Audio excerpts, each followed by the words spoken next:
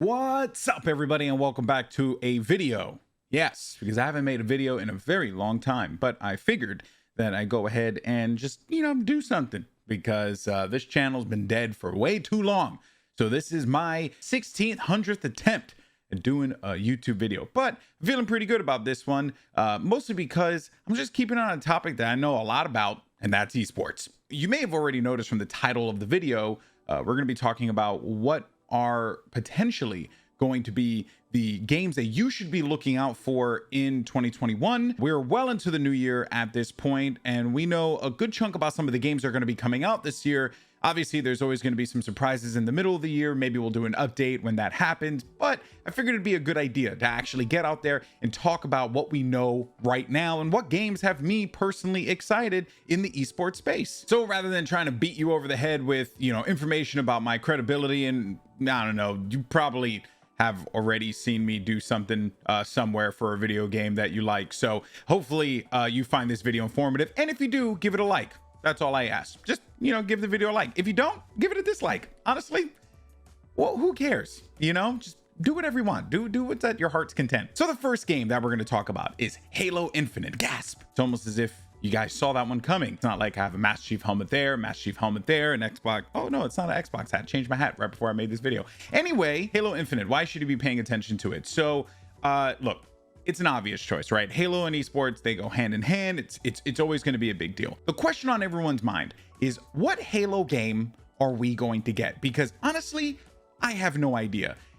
While part of me thinks that it's going to be more in line with Halo 5, I could see it be a potential merger between, the old and the new with Halo 4, maybe something a little bit more akin to Halo 4. Because I think, even though there were some problems with that game, like D-scope, which, in case you guys don't know, you zoom in with a gun in Halo, you get shot, you get knocked out of your zoom. That's called D-scope. That wasn't in Halo 4. Maybe that's what they add and what they change. Who knows? The big, I guess, elephant in the room is that if Halo Infinite does not deliver, I do believe that this will be the ruination. I don't know, because death sounds so bleak, but yeah, it would be the death of the franchise. Halo Infinite has to deliver. Now, a lot of people are talking about Halo needing a BR mode. I'm not going to get into that for this video, but I do have one down the line that I do want to discuss BR and Halo BR and what that means. But I think that for the sake of this, keeping your focus on the arena multiplayer that we know and love is an important part of what makes this game work as an esport. Now, one of the big things is that we're hoping we can get our hands on a beta soon so that we can provide 343 valuable feedback, because Lord knows they definitely need it. And look, I'm not saying this to bash Halo, because I do very much look forward to Halo Infinite. I just want to make sure that it is the best Halo game possible. That is all I care about. Now, with that out of the way, why you should be paying attention to Halo Infinite as an esport, because we already started to see the fruits of the esports team labor come to fruition. Fruits and fruition, that's funny. When we saw the reveal of, Cloud9 Halo and Envy and all these other organizations coming back into Halo after exiting it for such a long time. Sentinels picking up Tox. Clearly this was all strategic. This was all done by the esports team, and there will be a big focus for Halo esports when Infinite drops.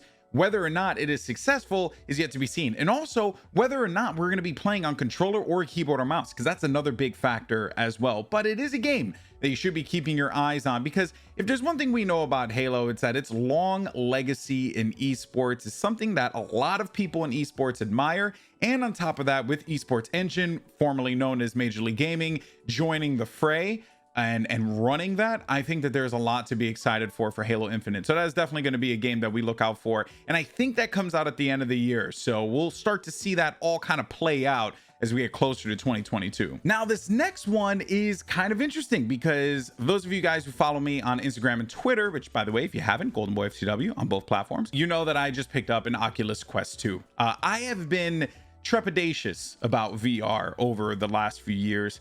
And the reason why was because I just felt like the tech simply wasn't there. That was until I witnessed the Oculus Quest 2 in action. I could not believe that a standalone VR unit exists, and I got a chance to use it. I've been using it every day, and I fell in love with it. And one game that I fell in love with is Hyperdash. So this is a game that I really just did not expect to get hooked on, because I was looking forward to playing more gritty tactical shooters and also games like Population 1, which have really caught my interest. But Hyperdash, man, is just another layer of fun. Now, it is a very difficult game to play, I'm not gonna front, because like I loaded in and I was getting blasted like instantly. I never quite felt like a boomer like I did when I was playing Hyperdash, because some of those people were unbelievable. Like, it was this 13-year-old kid named Nova who kept killing me and teabagging me and saying I suck. It was like heartbreaking, but you know what? It was all a part of the experience and it was good.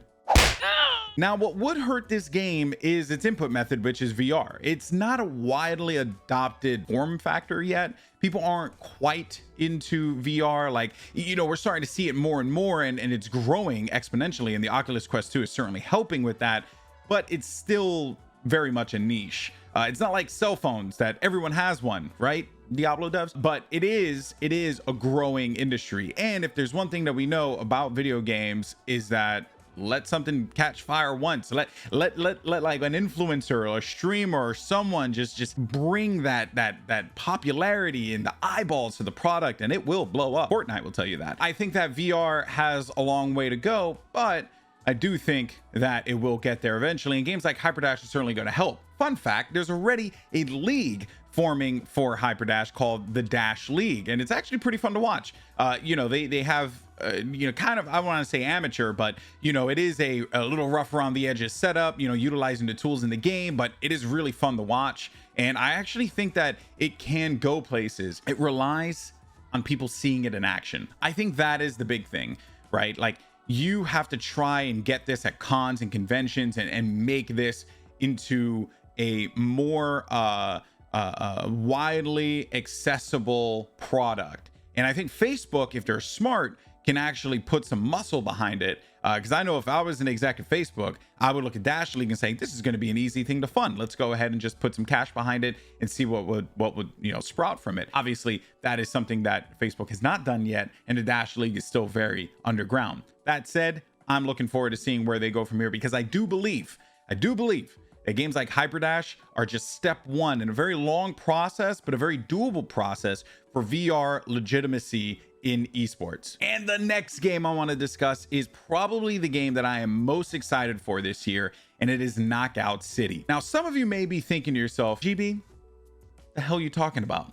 This is just an EA original game. It's not even free to play. Well, see, that is where I challenge you, because I believe that a game that is as high quality as Knockout City has full potential to be a breakout hit, kind of like the way Rocket League did when that came out. Now, what's Knockout City? It is a 3v3 extreme dodgeball game.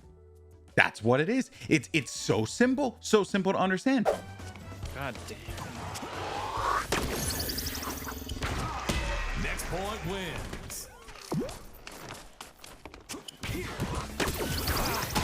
Oh! Blue team. Like that? Oh, let's go, bro. You got dodgeballs, you throw it at your opponent, you score, you win the game. It's that simple, right? It's a very easy concept to understand. That was one of the reasons why Rocket League was so successful. Now, there are going to be some comparisons here, and there are going to be some setbacks for Knockout City. First, the comparison will immediately go to Rocket Arena, which was another EA original game.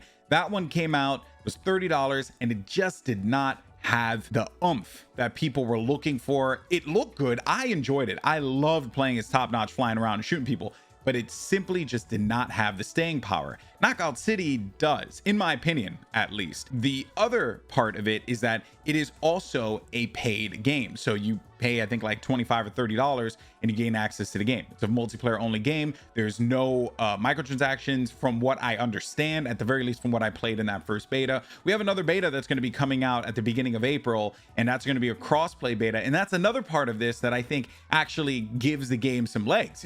You're going to have crossplay out of the gate. They're also doing this other thing where you can try the game before you buy it. So you can almost like get it like a demo or a rental, and you can try the full game and see if you enjoy it. And then at a certain point, you know, you make the consideration whether or not you want to purchase it. I actually think that is a really smart strategy, because it is going to be a difficult game to get people to embrace out of the gate, kind of like the way Rocket League was even though it was so simple, it was still very challenging to be able to do the things that we're seeing Kronovi doing flying in the sky. It's going to be a similar experience for Knockout City. The other thing that holds this game back is its first impression. When it was revealed during the Nintendo Direct, it had the most confusing trailer I'd ever seen, because it featured characters that look like Princess Peach or look like, you know, like Doom Guy or whatever, right? Then it turns out that those characters aren't even in the game. They're actually like not present at all. So when people were looking at the game, they were like, what was the point of that trailer?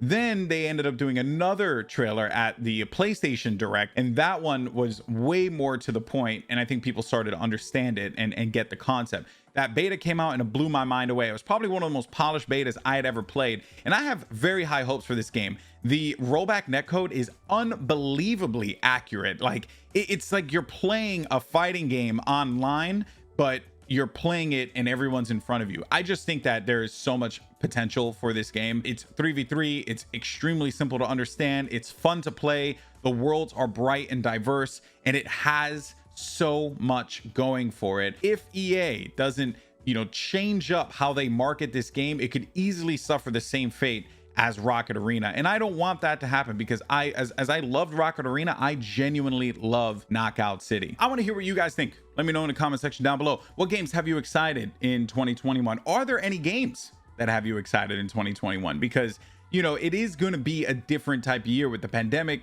just, I don't want to say wrapping up, but with the pandemic, you know, kind of affecting a lot of the industry last year. We had a lot of great games come out, like Valorant, you know, that really pushed esports further and further, but we're going to start to see the effects of the pandemic this year, as the game dev release cycle is going to be thinner than usual. So again, I want to hear from you. Let me know in the comment section down below. You can also follow me on all the other social media websites, you know, the Twitters and the TikToks and the Instagrams and all that good stuff, at GoldenboyFTW. Thank you so much. If you enjoyed this video, give it a like. If you didn't, give it a dislike. But if you give it a dislike, I'd like to know why. I'll see you in the next one, and I'll try and keep this this train moving as much as possible. Take care of each other. Peace.